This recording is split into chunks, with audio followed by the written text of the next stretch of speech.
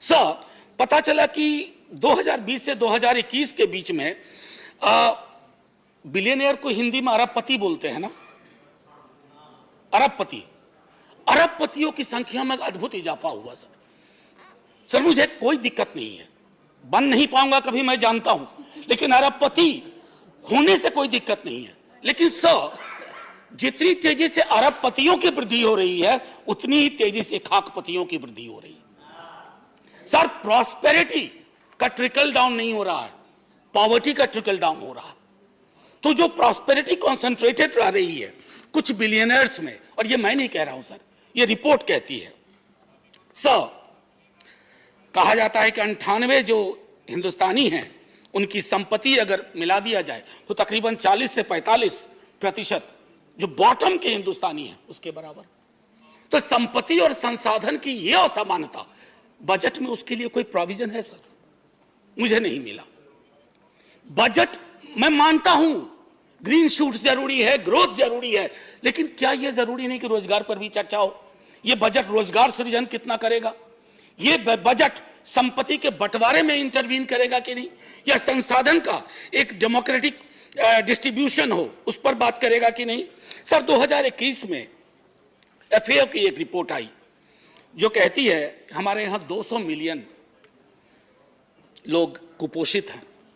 कुपोषण के आंकड़ों पर हम लोग 0 आवर में बात करते हैं, कभी कभी रविवार फ्राइडे को बात करते हैं। सर, ये जिंदा इंसान के जिंदा मुद्दे हैं। अगर कुपोषण, भूखमरी, इन सब के सूचकांक में हम पीछे हैं, फिर भी वाह वाह हो रहा है, तालियां बज रही हैं। तो मुझे याद आया सर, एक एज ऑफ एंगर लिखी है पंकज मिश्रा जी ने, जिसमें एक बाकुनिन के एक मित्र हर्जन को कोट करते हुए कहते हैं, as era of mass illusion. ये मास इल्यूजन का पुनः इरा है जो यूरोप में बहुत पहले था।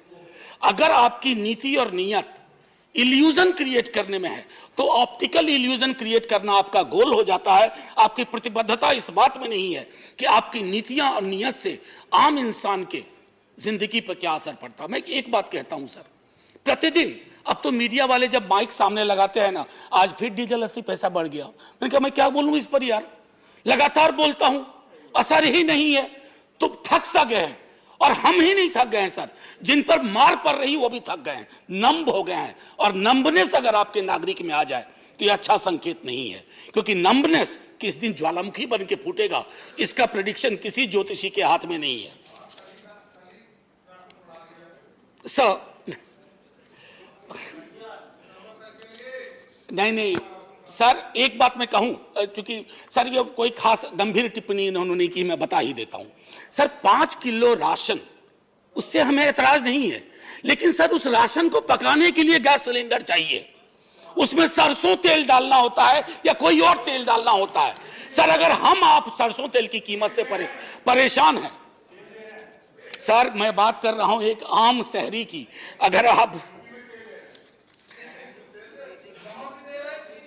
सर, मैं एक और चीज कहना चाहता हूं आपके माध्यम से, आय और शक्ति की असमानता जिसके लिए हमारे बजट में कोई प्रोविजन नहीं है सर, इससे बहुत सारी चीजें आहत होती हैं, प्रभावित होती हैं। शिक्षा, स्वास्थ्य, रोजगार की बात तो मैं करता ही नहीं सर, क्योंकि रोजगार मांगने पर लाठियां बरसती हैं। सर, कुछ राज्यों ने ओल्ड पेंशन स्कीम की बात की है।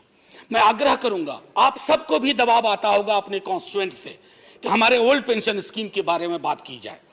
ये वक्त है सर कि सदन साझा रूप से ओल्ड पेंशन स्कीम की बहाली के बारे में सोचे, अन्यथा मैं समझता हूं कि बहुत दिक्कत होगी।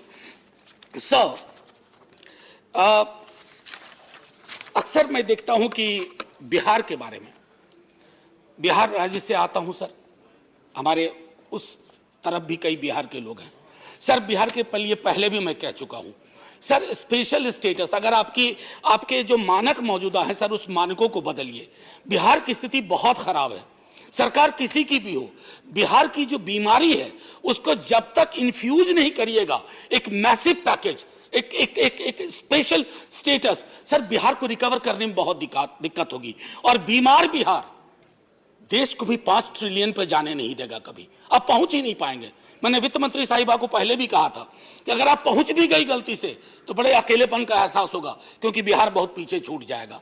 तो मैं चाहता हूं कि बिहार में एरिया वाइज हमें तय करना होगा कि कहां हम किस तरह की इंडस्ट्री का निवेश करवाएं, और जैसे मैंने कोसी सीमांचल विकास बोर्ड की बात की, छोटी छोटी चीजें हैं sir.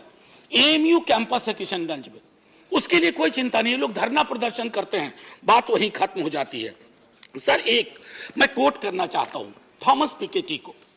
Thomas Piketty capital in 21st century में कहते हैं, and I quote him, when the return on investments, I wish to reemphasise so, when the return on investments is higher than the rate of economic growth of the country, more wealth gets accumulated in the hands of a few who owns the means of production.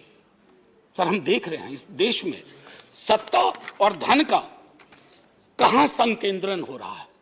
ये संकेंद्रण हो सकता है मेरे कई दोस्तों को आज अच्छा लग रहा हो, लेकिन अल्टीमेटली अगर हम देखेंगे सर तो ये संकेंद्रण मैं समझता हूं कि एक बहुत मुश्किल हालात में हम सबको ले जाएगा। मैंने पिछले दफे भी कहा था, कंक्लूडिंग में मैं यही कहना चाहूंगा, माननीय उपसभापति महोदय, वित्त मंत्री जी अभी नहीं है, मेरा सिर्फ इतना आग्रह होगा सर कि कोई भी बजट हो उसका सीधा ताल्लुक दिखना चाहिए कि रोजगार की जो बेरोजगारी का आलम है सर, ये हमें डराता नहीं है। मान लीजिए प्रधानमंत्री जी बहुत लोकप्रिय हैं, लेकिन क्या बेरोजगारी हर व्यक्ति को नहीं परेशान कर रही है? हंगर इंडेक्स नहीं परेशान कर रहा है? प्रेस फ्रीडम इंडेक्स नहीं परेशान कर रहा है? इतनी सारी चीजें अगर परेशानी में है, मान लेंगे हम भी साथ में खड़े होकर के, लेकिन इन चीजों के लिए एक प्रतिबद्ध तरीका अपनाइए, ताकि अगले बरस जब हम बात करें, अगले बरस जब हम बैठे, तो कम से कम हम ये कह सकें गर्व से कि भुखमरी में हिंदुस्तान ने कितने पायदान छलांग लगा करके ऊपर चले गया, या मैं खुशहाली इंडेक्स में हम ऊपर आ गए। और आखिरी में सर,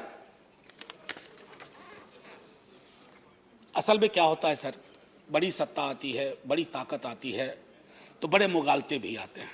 बस इतना कहना चाहूंगा, तुमसे पहले जो एक यहां तख्त नशी था, उसको भी अपने खुदा होने पे इतना ही यकीन था। जय हिंद सर।